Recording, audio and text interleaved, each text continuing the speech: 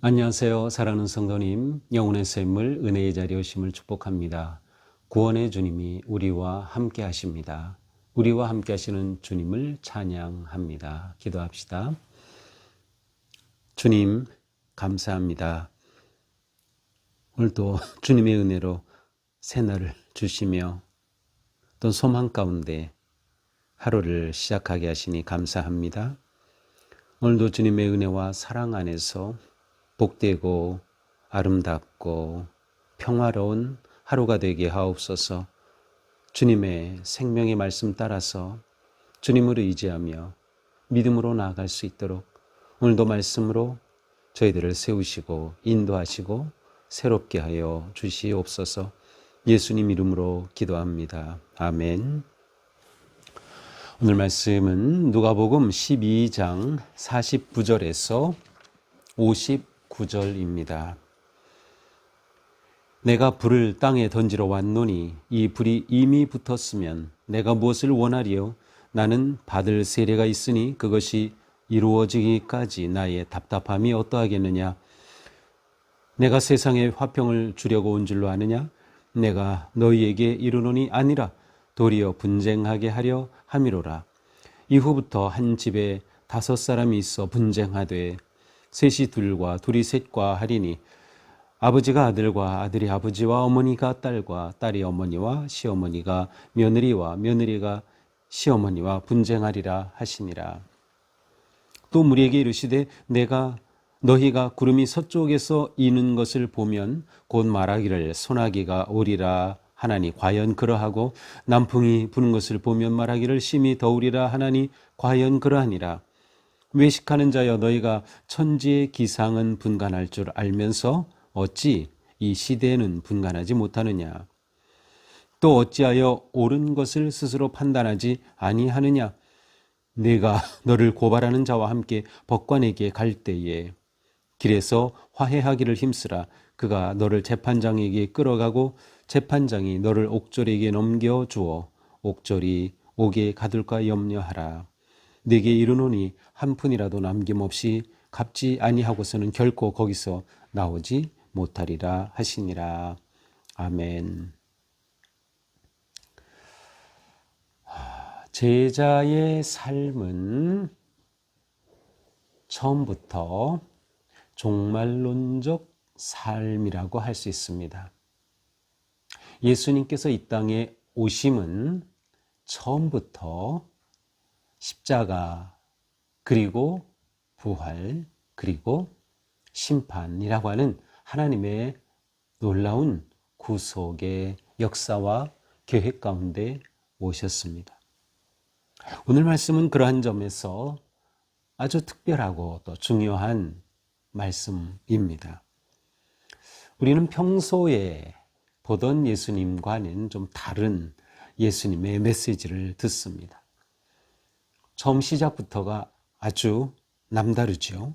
내가 불을 땅에 던지러 왔노니 예수님은 불을 던지러 오셨다라고 선언하고 있습니다. 왔다, 내가 왔다라는 이 표현 자체는 기다리던 메시아 그리스도임을 또한 드러내기도 합니다. 예수님은 언제나 앞에서 오실 분, 오시는 이로서 표현되었기 때문이죠. 그러므로 예수님이 오신 거예요. 메시아 그리스도로서 이 땅에 오셨어요. 그런데 오신 그 목적이 무엇입니까? 불을 던지러 왔다. 불을 던지러 왔다. 이미 불이 붙었으면 내가 무엇을 원하리요? 불을 던지러 오셨는데 그것이 이미 불이 붙어서 정말 그 오신 목적이 이루어진다고 하면 내가 무엇을 더 원하겠느냐? 자, 불이라고 하는 이미지는 무엇일까요? 오늘 본문에서 이 불이라고 하는 것은 두 가지 의미를 다 포함합니다. 첫째는 심판의 불. 심판은 흔히 불로서 상징되었어요. 불이 임한다, 불이 태운다, 불로 모든 것들을 완전히 불태워버리는 그래서 불 하면 심판. 그러므로 내가 불을 던지러, 땅에 불을 던지러 왔다라는 것은 심판의 주로 오셨음을 의미합니다. 그러나 불에는 또 다른 의미가 있죠. 그것은 불은 정화하는 것입니다. 불은 모든 것을 깨끗하게 정화하는 그러한 작용이 있죠. 더러운 것을 다 태우고 완전히 정화하는 것이에요. 또 불을 통해서 금속은 완전히 순수한 금속으로 이렇게 새로 태어나는 것과 같아요. 이렇게 예수님께서는 내가 불을 땅에 던지러 왔다라고 선언하시면서 이 두 가지 의미의 말씀을 이제 계속 이어가십니다. 나는 받을 세례가 있으니, 받을 세례, 그것은 예수님이 당하는 것입니다. 내가 베풀 세례가 아니고 받을 세례가 있다. 이미 예수님은 세례 요한에게 세례를 받으셨어요. 그런데 여기서는 받을 세례라고 말씀하시는 거예요. 예수님이 당하는 거죠. 그러면 예수님이 말씀하시는 받을 세례란 무엇을 의미할까요? 그것은 바로 예수님께서 앞으로 맞이하실 죽음의 세례를 의미합니다. 십자가의 죽으심, 바로 그것을 의미하죠. 그래서 이 내가 받을 세례가 있으니 그것이 이루어지기까지 나의 답답함이 어떠하겠느냐? 예수님께서 십자가로 온전히 지시기까지 예수님의 그 심정을 지금 표현하고 있어요. 자, 그런데 예수 그리스도의 십자가는 믿는 자에게는 구원이 되겠지만 거절하는 자에게는 심판에 이어 멸망이 되는 것이에요. 기준이 되는 거죠. 예수님이 기준이 되는 거예요. 십자가가 기준이 되는 것입니다. 그러므로 예수님은 말씀하셔요. 51절, 내가 세상에 화평을 주려 온 줄로 아느냐? 내가 너에게 이르노니 아니라 도리어 분쟁하게 하려 함이로다. 자, 예수님께서는 당연히 우리에게 평화의 왕으로 오셨어요. 그런데 여기서 예수님은 분쟁하게 하려 함이라고 말씀하셔요. 예수님께서 오신 것이 분열케 하고 분쟁케 하기 위함이라고요? 이것은 무슨 의미일까요? 그렇습니다. 자, 예수님은 십자가를 지시기 위해 오셨어요. 그리고 그 십자가가 기준이 되어서 믿고 영접하는 자에게는 구원이 되지만 그것을 거절하는 자에게는 죽음과 심판이 오는 것이죠. 자, 그런데 한 집안에 어떤 사람은 복음을 받아들이고 어떤 사람은 복음을 거절하게 돼요. 그렇게 되면 그 가운데 분쟁이 일어날 수밖에 없는 거죠. 바로 그 모습을 52절에서 말씀합니다. 이후부터 한 집에 5사람이 있어 분쟁하되 셋이 둘과 둘이 셋과 하리. 5사람이 보통 한 손에 5손가락이 있죠. 그래서 5이라고 하는 것은 완전히 일치된 하나 된 그러한 의미로 사용되기도 하고요. 사람들이 굉장히 좋아하는 그런 숫자이기도 합니다. 5손가락으로 표현이 되니까. 그런데 이 한 가족이 이렇게 똘똘 사랑으로 결속되어야 될 텐데 그 중에 분쟁이 일어나는 것이에요. 둘이 셋과 셋이 둘과 나뉘어진다는 것이죠. 그래서 아버지 아들, 아들이 어머니, 어머니 딸, 딸이 시어머니, 시어머니가 며느리와 이렇게 분쟁할 것이다. 이 분쟁은 어떻게 생긴 분쟁? 곧 예수 그리스도의 복음에 대한 반응과 태도로 나눠진 분쟁이에요. 한 가족이라 하더라도 예수님을 믿는 자와 믿지 않는 자 사이에 나눔이 있는 것을 의미하는 것이죠. 실제로 누가복음 2장 34절에 가서 보면 시므온의 축복이 나와요. 이것은 예수님이 이제 정결 예식을 하러 오실 때 이 시므온이 축복하면서 한 말이에요. 그의 어머니 마리아에게 말하여 이르되 보라 이는 이스라엘 중 많은 사람을 패하거나 흥하게 하며 비방을 받는 표적이 되기 위하여 세움을 받았고, 이 아기 예수의 오음을 정결 예식을 위해서 아기를 낳은 후 정결 예식을 하러 온 이 순간에 이 시몬은 예수님을 어떻게 표현해요? 패하게 하거나 흥하게 한다. 바로 오늘 본문과 마찬가지죠. 복음으로 인해서 구원을 받거나 멸망하거나 이 둘 사이에 갈등과 대립이 있는 거죠. 그러니 분쟁이 일어날 수밖에 없다는 것이에요. 피할 수 없는 갈등과 분쟁이 있음을 예고하시는 거죠. 이어서 예수님은 이제는 무리에게 말씀하십니다. 54절. 너희가 구름이 서쪽에서 오는 것을 보면 곧 말하기를 소나기가 오리라 하나 과연 그러하고. 자, 이 시대 사람들이 서쪽에서 구름이 온다. 서쪽은 어딜까요? 이스라엘에서는 지중해 쪽이죠. 지중해 바다죠. 바다에서 수분을 머금은 구름기가 오게 되면 어떻게 됩니까? 서쪽에서 오면 곧 소나기가 올 것이다. 사람들이 다 알아요. 또 남풍이 이렇게 보는 것을 말하면 더우리라. 남쪽에 저 사막 네게브 지역에서 바람이 불기 시작하면 남쪽에서 그 뜨거운 사막의 바람이 불어오니 덥겠다. 심히 덥겠다. 이렇게 다 일기를 예측하는 것이죠.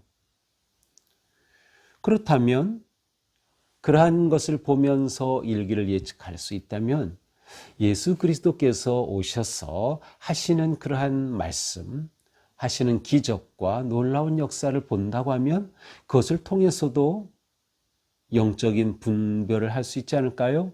저분이 정말 그리스도시구나. 저분이 정말 메시아이시구나. 하나님의 아들이시구나. 구세주가 되시는구나. 분별을 할 수 있어야 되는 거예요. 그런데 그러지 못하는 거예요. 외식하는 자여 너희가 천지의 기상은 분간할 줄 알면서 어찌 시대는 분간하지 못하느냐. 아니 지금이 어느 시대인지를 분간하지 못하느냐. 곧 종말의 때가 다가오고 있음을 왜 알지 못하느냐라는 것이죠. 사람들의 무지함을 책망하시는 거예요. 특별히 그들의 영적 무지함이죠. 영적 무지함. 지금 심판이 다가오고 있어요. 그래서 예수님께서 오셔서 복음을 선포하셨어요. 이 복음을 믿으면 그들은 구원을 얻고 생명을 얻는 것인데 이것을 거절하니 심판이 다가오고는 이 시대를 분별하지 못하느냐라는 거죠. 또 어찌하여 옳은 것을 스스로 판단하지 아니하느냐. 정말 무엇이 생명의 길인지 왜 판단하지 못하느냐. 내가 너를 고발하는 자와 함께 법관에 갈 때 길에서 화해하기를 힘쓰라. 누군가가 나를 고발했다면 이제 법정에 서야 되죠. 그런데 법정에 갈 때에 얼른 화해를 하면 미리 화해를 하면 법정에 서지 않아도 되는 것이에요. 얼른 화해를 하는 게 지혜로운 것이죠. 그러니 재판장에 서서 재판관으로부터 재판을 받고 감옥에 들어가기 전에 빨리 길에 갈 때 화해하기를 힘써야 한다. 지금 종말의 때가 다가오고 심판의 주님의 심판에 임할 때 그 때가 오기 전에 빨리 화해를 해야 한다. 이 화해는 어떤 화해일까요? 가장 중요한 것은 심판의 주님이 오시기 전에 하나님과 화해를 하는 거예요. 죄의 심판을 책임 묻기 전에 주님과 화해를 하는 것이죠. 그것이 예수 그리스도의 십자가의 복음이죠. 예수 그리스도를 믿고 영접하는 것이죠. 이렇게 하지 않는다면 결국 감옥에 들어갈 것이고 감옥에서 나가기 위해서는 완전히 한 푼도 남김없이 다 갚은 후에라야 나오지 않겠느냐. 빨리 합의를 봐야 되지 않겠느냐. 예수님의 심판, 다시 오심, 심판은 어디에서? 법정에서 일어나죠. 따라서 이러한 이미지 가운데서 예수님은 이 말씀을 선포하고 계십니다. 자, 때를 분별하는 게 이렇게 중요하죠. 얼른 화해하는 것이 중요한 것이죠. 지금이 기회인 거예요. 이 기회를 놓치면 안 돼요. 이 기회를 볼 수 있는 게 바로 분간할 줄 아는 것이죠. 그러나 사람들은 그것을 분간하지 못하는 것을 예수님은 안타까워하시는 거예요. 시대를 볼 줄 모르는 것을 안타까워하시는 거예요. 바로 그들의 코앞에 구세주가 계심에도 불구하고 그 구세주를 향해 영접하고 나오지 못하고 오히려 갈등하고 분열을 일으키는 것이 너무나도 안타까운 것이죠.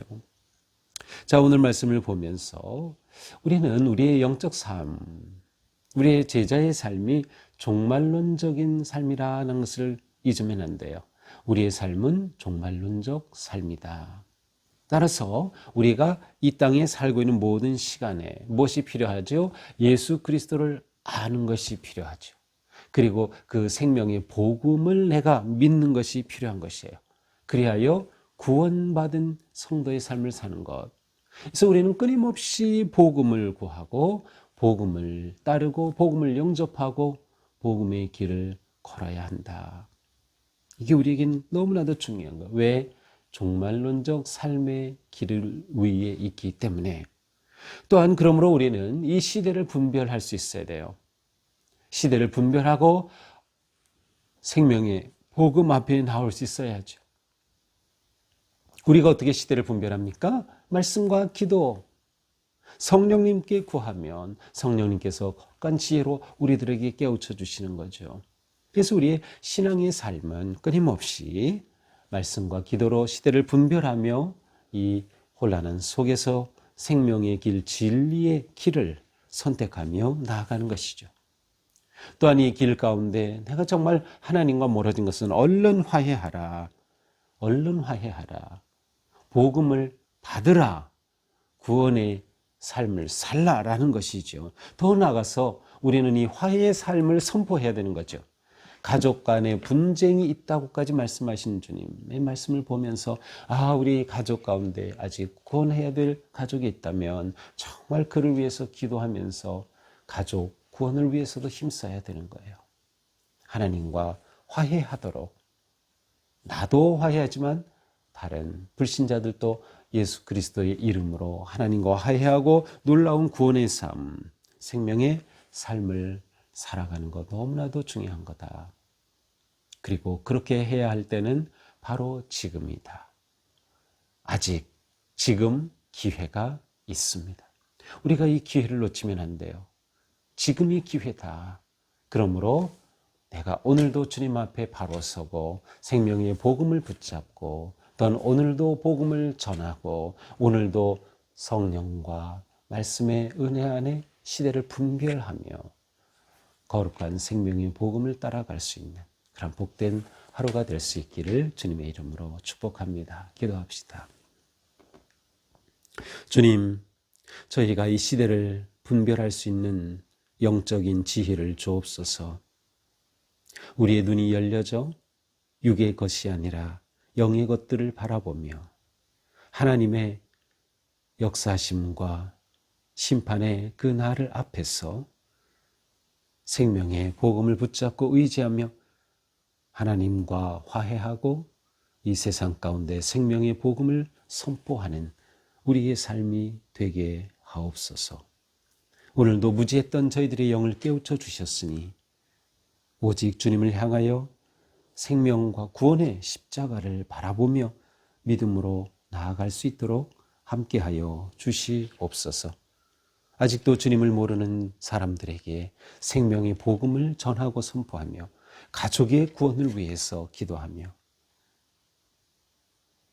주님의 놀라운 사랑과 평화의 삶 가운데 거할 수 있도록 인도하여 주시옵소서. 예수님 이름으로 기도합니다. 아멘. 네, 오늘도 주님의 은혜 안에서 우리 삶이 생명의 복음, 그 평화와 기쁨과 영광을 누리는 하루가 될 수 있기를 축복합니다. 사랑합니다.